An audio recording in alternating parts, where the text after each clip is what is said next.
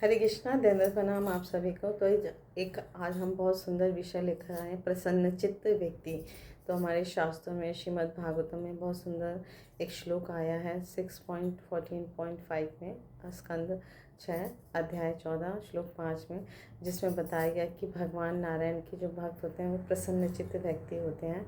नारायण परायणा, तो मुक्तानामपि सिद्धानां नारायण परायणा सुदुर्लभ प्रशांतात्मा कोटिष्वपि महामुने।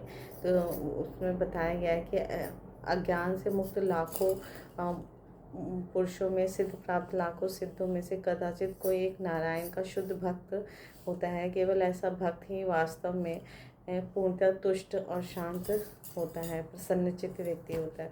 तो इन सारे लोगों में, लाखों लाखों लोगों में सिर्फ भगवान नारायण का, भगवान कृष्ण का भक्त ही वास्तविक रूप से प्रसन्नचित्त व्यक्ति है, क्योंकि पहले ही वो भगवान पर पूरी तरह से निर्भर है, तो मुक्त हो जाता है, भवबंधन से मुक्त होता है। तो उसके पास सारी योग सिद्धियाँ भी होती हैं, तभी वो भगवान की भक्ति में लगा हुआ है। तो भुक्ति मुक्ति सिद्धि के स्तर को उसने पार कर लिया है, तब वो नारायण परायण बना है, भगवान कृष्ण भगवान विष्णु पे निर्भर हुआ है। तो वो तब तक वह पूर्णतया तुष्ट हो जाता है। तो शुद्ध भक्ति की यह अवस्था भक्ति रसायन सिंधु में भी मिलती है। अन्याभिलाषिता शून्यम ज्ञान कर्म नद्यावितम अनुकूल्यन कृष्णानुशीलनम भक्तिरुत्तम। तो भगवान जो भी भगवान श्री कृष्ण के अतिरिक्त अन्य कोई इच्छा नहीं रखता, ज्ञान मार्ग से प्रभावित नहीं होता, वह वास्तव में अज्ञान से मुक्त हो जाता है। तो उच्च कोटि का व्यक्ति वही होता है जो अपने कर्म और योग से प्रभावित नहीं होता। वो एकमात्र भगवान श्री कृष्ण पर निर्भर रहता है और अपनी भक्ति से संतुष्ट रहता है। तो ऐसा व्यक्ति किसी भी बात से डरता नहीं है। तो नारायण परो सर्वे न कुतश्चन विभ्यते, चाहे वो स्वर्ग में या रहे या नर्क में रहे, हमेशा भगवान कृष्ण की प्रसन्नता के लिए कार्य करता है। तो जब वो भगवान की प्रसन्नता के लिए कार्य करता है, तो वो कहीं भी किसी भी परिस्थिति में रहे, वो हमेशा प्रसन्नचित्त रहता है। तो तो वह अन्य भक्त को प्रसन्न करने का भी प्रयास करता है, क्योंकि नारायण के जो प्रतिनिधि होते हैं, भगवान के शुद्ध भक्त होते हैं, उनको वो प्रसन्न करने से सीधे ही भगवान को प्रसन्न कर पाता है। तो भक्त अपने गुरु को सर्वोत्तम सुविधाएं प्रदान करता है और उनकी प्रसन्नता के लिए कार्य करता है। तो इस तरह से वो स्वयं भी प्रसन्न हो जाता है और भगवान को भी प्रसन्न कर पाता है। और इस तरह से ऐसा व्यक्ति लाखों करोड़ों मुक्त पुरुषों, ज्ञानी पुरुषों में ये बिरला ही होते हैं। सुदुर्लभ है वो व्यक्ति और सुमेधा भी है, बुद्धिमान भी है, क्योंकि भगवान को प्रसन्न करने से वो स्वयं भी प्रसन्नचित्त बन जाता है, प्रसन्नचित्त व्यक्ति बन जाता है, अपना जीवन जो है वो धन्य धन्य बना लेता है। तो इस तरह से हमें भगवान की भक्ति में लगकर अपना जीवन जो है पूर्ण रूप में लक्ष्य प्राप्त करना चाहिए, क्योंकि सारे जीव जो है इस ब्रह्मांड में घूम रहे हैं, बारंबार ऊपर नीचे घूम रहे हैं। कभी ऊपर के ग्रह में जाते हैं, कभी नीचे के ग्रह में जाते हैं।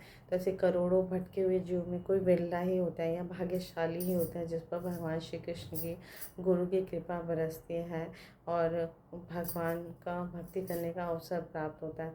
तो भगवान श्री कृष्ण गुरु की कृपा से उसे भक्ति लता बीज मिलता है। ब्रह्मांड भ्रमिते कौन भाग्यवान जीव गुरु कृष्ण प्रसादे पाए भक्ति लता बीज। तो भगवान श्री कृष्ण हर एक के हृदय में स्थित होते हैं।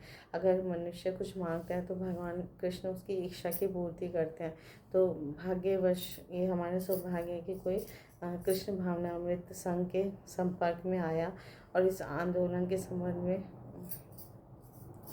वो अगर जुड़ जाता है, संग मिलता है, तो हर एक के हृदय में है ना विराजमान कृष्ण उसे अप्रामाणिक गुरु से मिलने का अवसर प्रदान करते हैं। तो ये गुरु कृष्ण प्रसाद कहलाता है। तो कृष्ण भगवान कृष्ण सारे जीवों पे दयालु हैं, कृपा प्रदान करते हैं। तो जो ही वो भगवत कृपा की कामना करते हैं तो भगवान तुरंत उसके जीवन में प्रामाणिक गुरु भेजते हैं, उनसे मिलने का अवसर प्रदान करते हैं।